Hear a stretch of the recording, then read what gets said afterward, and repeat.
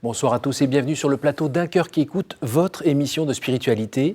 Aujourd'hui, nous avons la grande joie de recevoir Philippe Guillard. Bienvenue Philippe. Bonjour Cyril. Alors vous avez écrit « Et le ciel s'est ouvert », une conversion foudroyante, un récit bouleversant aux éditions des Béatitudes. Il est vrai que dès le premier chapitre, vous racontez votre conversion, ce que vous allez faire dans quelques instants. Juste avant, je vous invite à nous lire un extrait de texte de votre choix. Eh bien, je vais vous lire un extrait d'une lettre de Thérèse, Sainte Thérèse de Lisieux, écrite à sa sœur Marie le 17 septembre 1896. Marie est la sœur aînée de Thérèse. « Ô ma sœur chérie, je vous en prie, comprenez votre petite fille. Comprenez que, pour aimer Jésus, être sa victime d'amour, plus on est faible, sans désir ni vertu, plus on est propre aux opérations de cet amour consumant et transformant. Le seul désir d'être victime suffit, mais il faut consentir à rester pauvre et sans force. Et voilà le difficile. Car le véritable pauvre d'esprit, où le trouver ? Il faut le chercher bien loin, a dit le psalmiste. Il ne dit pas qu'il faut le chercher parmi les grandes âmes, mais bien loin, c'est-à-dire dans la bassesse, dans le néant. Ah, restons donc bien loin de tout ce qui brille. Aimons notre petitesse. Aimons à ne rien sentir, alors nous serons pauvres d'esprit, et Jésus viendra nous chercher. Si loin que nous soyons, il nous transformera en flamme d'amour. Oh, que je voudrais pouvoir vous faire comprendre ce que je sens. C'est la confiance, et rien que la confiance qui doit nous conduire à l'amour. Puisque nous voyons la voie, courons ensemble. Oui, je le sens, Jésus veut nous faire les mêmes grâces. Il veut nous donner gratuitement son ciel. Alors, on va dire que c'est pas un éloge de la force, de la vigueur, mais plutôt de la vulnérabilité, de la faiblesse qui permet de rencontrer le Christ. Oui, c'est une magnifique éloge, comme vous dites, de la fragilité et de reconnaître sa fragilité et d'aller dans cette fragilité pleinement. Et pour vous, ça fait longtemps que c'est une évidence ? Non, bien sûr que non. Ce n'est pas une évidence depuis longtemps, c'est une évidence que j'ai appris au long des dernières années, des courtes dernières années, parce que Thérèse m'a montré beaucoup de choses et le Seigneur aussi. Alors avant de raconter votre événement de vie à la Paul Claudel, c'est-à-dire la joie, le bonheur de rencontrer Dieu au moment de Noël, je vais vous demander un petit peu de nous aider à voir d'où vous venez, qui vous êtes. Vous êtes originaire de quel coin déjà ? Alors je viens de la Marne, de Châlons-sur-Marne, et j'ai eu l'occasion de beaucoup bouger dans ma vie. Aujourd'hui j'ai 53 ans. J'ai eu une activité de cadre dirigeant pendant une trentaine d'années. Et donc je suis ingénieur, j'ai fait des études à Paris, et j'ai beaucoup aimé la physique, les mathématiques, et j'ai eu un désir de comprendre le monde depuis très longtemps. Voilà, mais le comprendre par la raison, et jusqu'à devenir presque rationaliste. Alors, vous êtes né dans une famille catholique ? Je suis né dans une famille de culture catholique. On allait à la messe le dimanche ? Non, on n'allait pas à la messe, ou très peu. Très peu, on parlait peu de foi. Mais j'ai fait vos 2 ans de caté, comme il faut, pour préparer la première communion ? J'ai fait mes 2 ans de caté, comme vous dites, comme il faut. Un peu pénible d'ailleurs, j'ai pas compris grand-chose pendant ces 2 années. Et j'ai fait ma première communion. Une communion dont j'attendais beaucoup de choses. Vous aviez quel âge ? J'avais 11 ans. Vous écrivez dans le livre, tout simplement, que c'est une grande déception, en fait. Oui, c'est une grande déception. J'attendais quelque chose, j'avais un désir. Je ne savais pas de quoi, il était encore bien flou. Un désir de majesté, probablement. Et donc, première grosse déception spirituelle, on peut dire ? Spirituel, ça serait un grand mot à cette époque-là. Mais première vraie déception, effectivement. Je m'attendais à passer un cap. Et il ne s'est rien passé. Alors vous racontez qu'après justement cette observation du vivant, notamment des étoiles grâce à votre longue vue, va être l'occasion de passer quand même une petite marche ? Oui, j'ai tellement adoré observer les étoiles, me plonger dans l'astronomie, l'astrophysique, découvrir l'infini, découvrir le monde qui était autour de notre monde quotidien, et puis aussi de découvrir l'infiniment petit.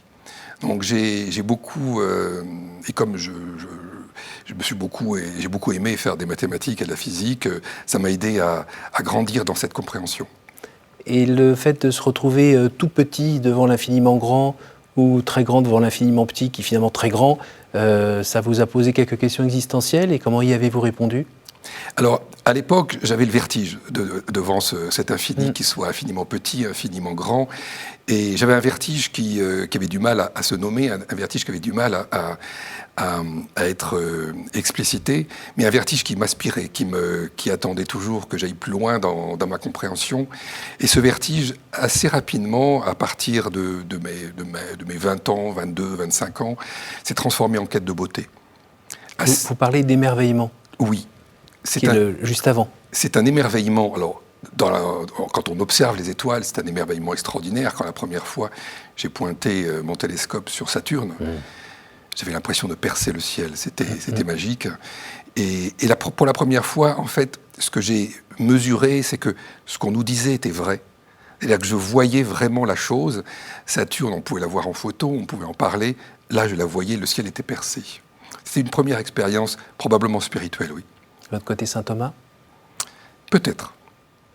On va le voir après que saint Thomas est probablement pas loin. Alors, mais d'ailleurs, Philippe a besoin qu'on lui montre le Père. Donc vous êtes en train d'observer, de vous émerveiller, de frémir un peu devant cet infiniment grand, infiniment petit. Petit à petit, avec les études, les réponses se font un peu plus, entre guillemets, cartésiennes, rationnelles, scientifiques. Et est-ce qu'elles répondent vraiment à vos questions ou vos sensations ? Non, elles ne répondent pas. Je glisse peu à peu dans une sorte d'athéisme, peut-être de rationalisme, pensant que j'allais pouvoir tout expliquer du monde avec la science. Mais se crée parallèlement une frustration qui est mal définie en moi. Et de façon extraordinaire, apparaît la poésie. Apparaît la poésie qui, tout d'un coup, alors que je n'écrivais pas de poésie, je n'avais jamais écrit de poésie, littéralement me tombe dessus. C'est pas votre profil. Quand on regarde ingénieur poésie, ça marche pas toujours ensemble ? Non, c'est un préjugé peut-être. C'est peut-être un préjugé. On se dit que ça marche pas ensemble, et en fait, au final, ça devrait marcher ensemble. La recherche du beau, la recherche de la compréhension est aussi dans la poésie, et les deux devraient avancer en couple, comme la raison et la foi avancent en couple. Et les poètes qui vous parlent à ce moment-là, il y en a aussi ? Alors, à cette époque-là, je suis passionné par le surréalisme. Je rentre dans le surréalisme avec joie. André Breton, bien sûr, qui devient l'homme que je respecte au plus haut point. Oui, André Breton, très très fortement. Alors vous racontez que c'est lui qui, indirectement, vous pousse à vous promener dans Paris, à déambuler et à être sensible aux couleurs, aux changements, aux variations de lumière, aux ombres, aux bruits. Alors, je veux mettre en pratique ce qu'il appelle le hasard objectif, et qui est en fait finalement une sorte d'abandon. Et c'est probablement ma première expérience de l'abandon. Je marche dans Paris les nuits, et je marche au hasard complètement. Et la nuit me fait découvrir des sons, des lumières, des ombres qui viennent créer en moi ou viennent faire émerger en moi tout un tas de réflexions et de questionnements par rapport au monde. Vous parlez aussi de cette sensation de toucher un petit peu au fond de votre être. Il y a quelque chose, il y a quelqu'un, il y a quelque chose qui se passe à l'intérieur de soi-même. Oui, parallèlement, je m'intéresse beaucoup à la psychanalyse et à Carl Gustav Jung, qui a été l'autre grand intellectuel qui m'a beaucoup aidé à structurer et à mieux voir ce qu'il y avait autour de moi, avec son inconscient collectif, la notion d'inconscient collectif. Et donc les deux, à la fois Breton, la poésie et l'inconscient collectif, m'ont fait rentrer dans le merveilleux, dans l'extraordinaire de la vie. Et la peinture aussi, en déambulant dans le Louvre le soir quand il n'y a pas grand monde. Et à l'époque, on pouvait déambuler tranquillement. À l'époque, c'était une très belle époque où on pouvait effectivement déambuler pendant des heures dans le Louvre sans rencontrer personne. Et c'était la quête de la beauté. Et je sais aujourd'hui, alors à l'époque je ne le voyais pas, mais je sais aujourd'hui que la beauté c'est Dieu qui affleure. C'est Dieu qui est presque là, qui nous appelle, et j'étais attiré par lui. Alors, avant de parler comme ça, vous vous présentiez plutôt comme un bonhomme athée, tout simplement. Exactement. Et vous êtes dans vos relations, d'ailleurs, il y avait des gens qui avaient un peu le même discours que vous, et ça s'entraînait un peu. Je pense à un ami peintre. On s'entraînait bien, oui. On s'entraînait bien jusqu'à vouloir faire un traité d'humanisme, mais pas version Renaissance, un traité d'humanisme bien athée, pensant qu'il y avait là la vérité. Alors, parmi vos amis, il y en a aussi quelques-uns qui sont, je crois que c'est par le travail, il y en a un qui est notamment catholique, propre sur lui, et qui vous propose d'aller gentiment, vous qui êtes sensible à la lumière, aller voir des monastères comme celui de Ganagobi. Alors j'ai découvert Ganagobi, Donc c'est en Provence. Oui, c'est non loin d'Aix-en-Provence, oui. Au nord, dans la vallée de la Drôme. C'est une splendeur, c'est un endroit magnifique. Et je découvre un lieu superbe. Et j'y passe 3 jours. Mais 3 jours plutôt négatifs. Je n'y rencontre certainement pas le Seigneur. Et j'y rencontre plutôt un univers qui me paraît terne et que je ne comprends pas. Alors j'en reviens plutôt déçu. Et mon ami à ce moment-là ne comprend pas et lui est particulièrement déçu. Puis vous aviez aussi en tête cette histoire d'amis de vos parents qui avaient un enfant qui était entré dans les ordres et ça avait retenti dans votre famille comme un drame. Donc vous n'aviez pas envie que Dieu puisse vous attraper comme ça, comme une marionnette. Alors j'avais effectivement... J'avais fermé les portes du Seigneur parce que, comme j'étais dans une dynamique de vouloir comprendre le monde par la science, je m'étais, alors que j'avais entendu mes parents un peu inquiets et même déçus et effrayés plutôt de constater qu'un ami, le fils de leurs amis, tout d'un coup la foi lui était tombée dessus comme par un drame, et qu'il devait maintenant consacrer sa vie tout en noir à la religion, je m'étais dit, j'avais formulé en moi très clairement, non, je ne veux pas. Et je sais aujourd'hui que j'ai fermé la porte. Mais le Seigneur m'a rattrapé autrement. Alors justement, au début de ce livre, on vous voit déambuler tranquillement dans Paris, il y a des jolies lumières un petit peu partout, des jolies boutiques, ça sent Noël partout, et puis surtout les gens vont plutôt à la messe.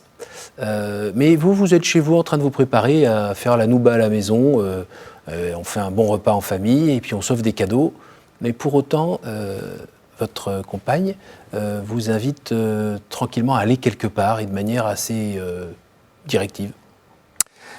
Mon amie à l'époque n'était pas du tout chrétienne, elle ne l'est pas, elle n'allait pas à la messe, elle n'était pas croyante.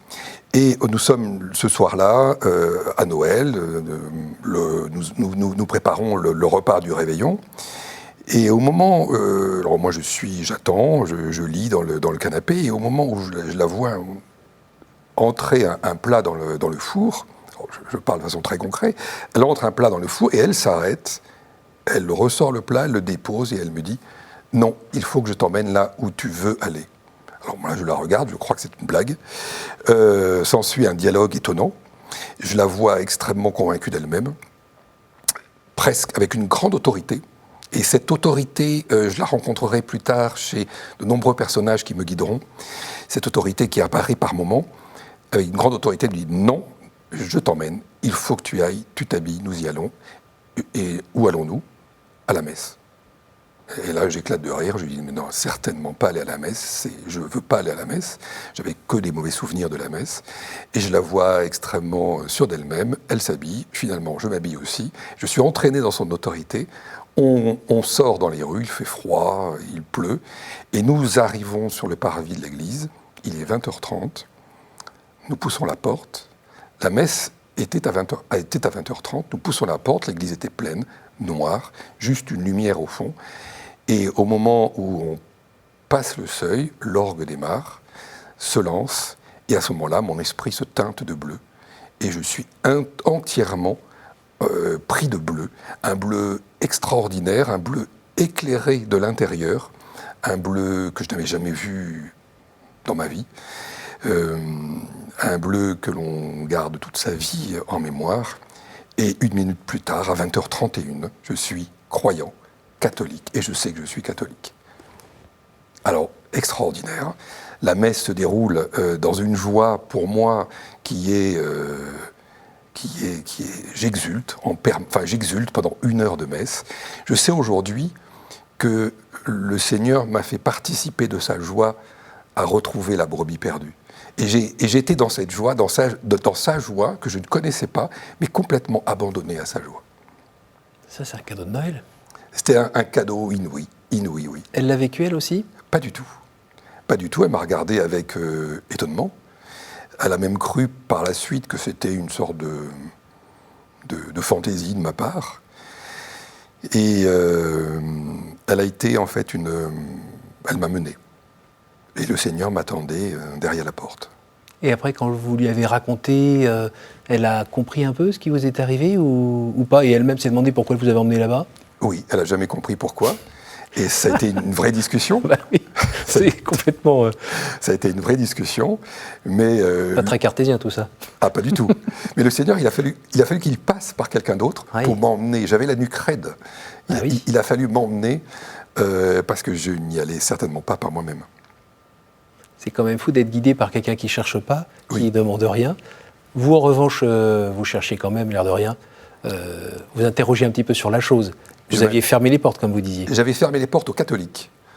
J'avais fermé les portes à la religion chrétienne, de par ce que j'avais vu, et puis par ce qui se dit dans notre société. Mais j'avais fermé les portes aux catholiques, et je n'avais pas fermé les portes aux spiritualités dont on nous parle aujourd'hui. Et je commençais à regarder du côté de l'Asie, du côté du bouddhisme, etc. Mais je ne trouvais pas ce que je cherchais. Alors, qu'est-ce qui se passe quand on se prend comme ça un tel cadeau? La bonne nouvelle, on fait comme les apôtres, on a besoin d'aller le dire partout, dans toutes les langues? Alors, au début, non. J'ai pas su exactement ce qui m'arrivait. J'ai su que j'avais la foi, mais je ne savais pas ce que c'était encore.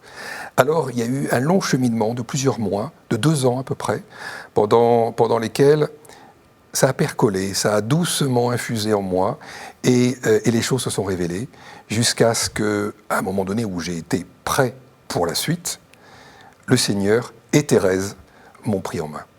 Quelle a été la suite? Quelle a été la suite, à part de rechercher ce bleu dans tous les tableaux des maîtres italiens et autres? Alors j'ai vu effectivement que ce bleu n'était pas inconnu d'autres maîtres italiens ou d'autres peintres de l'époque, et que certainement ils avaient eu une expérience semblable. Et la suite a eu lieu 2 ans plus tard, quand tout d'un coup Thérèse est rentrée brutalement dans ma vie. Je parle de Thérèse de Lisieux, cette sainte que je ne connaissais pas et dont j'avais une idée tout à fait médiocre, terne, les roses, mièvre, etc. Alors les roses, oui, sauf que les roses sont arrivées après. Et Thérèse entre dans ma vie de façon incroyable, puisqu'un soir, le 9 avril, elle entre dans ma vie et elle me parle. Alors effectivement, quand vous êtes rationnel, c'est une expérience, quand vous êtes intéressé à la psychanalyse, c'est aussi une expérience qui commence à faire beaucoup quand même. Qui peut faire peur.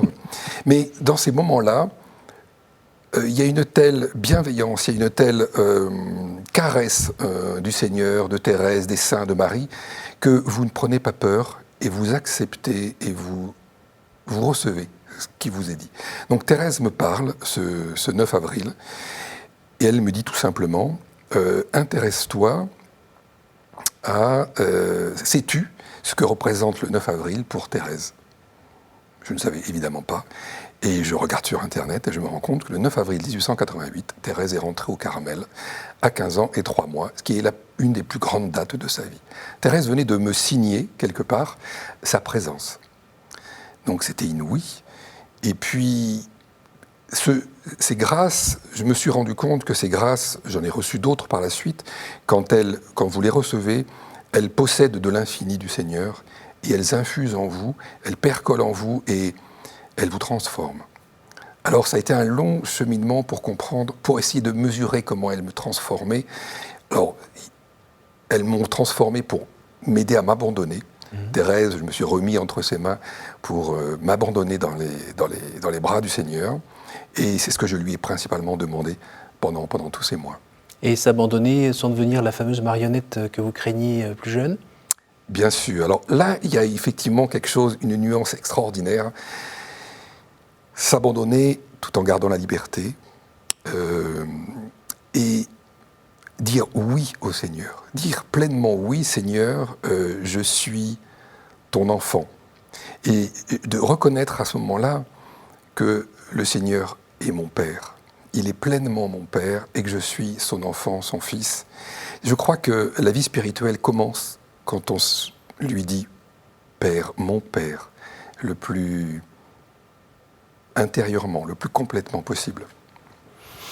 Merci beaucoup Philippe. On arrive déjà à la fin de cette émission. Le temps de vous poser les fameuses questions, les 3 questions de la fin. Je vais vous demander tout d'abord de me donner un chiffre entre 1 et 10, s'il vous plaît. 7.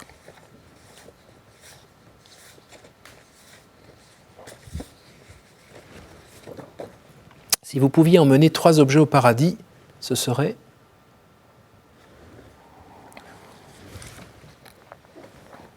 Ce serait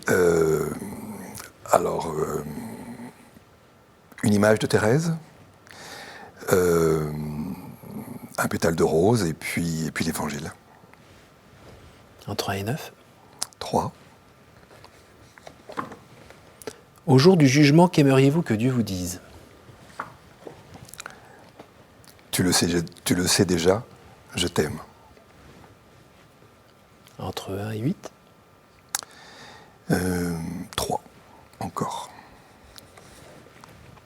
Quelle est votre prière préférée? Alors je dirais lui dire « Père, mon Père ».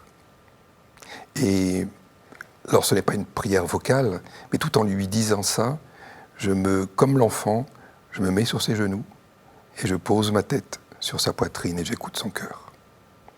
Et comme un cœur qui écoute. Et pourquoi cette recherche de lien aussi fort avec le Père? Parce qu'il nous attend ainsi, et je crois que c'est ainsi que l'on chemine vers lui. Et je ressens pleinement qu'il est mon Père, qu'il est au-dessus de tout.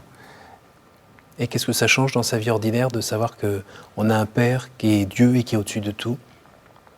Il est au-dessus de tout et il est en moi, il ordonne tout, et ce que j'ai reconnu immédiatement quand j'ai eu cette première expérience à Noël, c'est qu'il était le chemin, la vie et la vérité, immédiatement.